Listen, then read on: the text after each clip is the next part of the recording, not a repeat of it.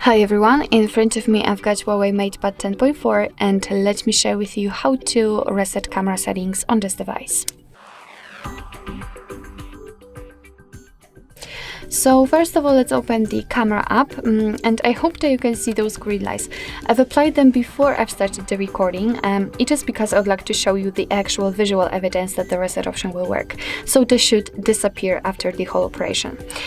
So since we are in the camera, we have to enter the settings, which are in the left upper corner.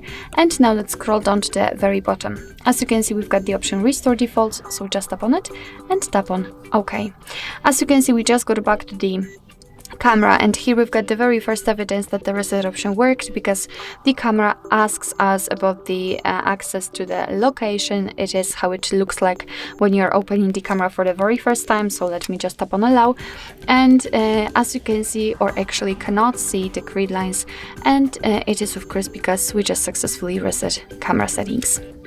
So actually this is it. This is how to reset camera preferences in your Huawei MatePad 10.4. Thank you so much for watching. I hope that this video was helpful, and if it was, please hit the subscribe button and leave the thumbs up.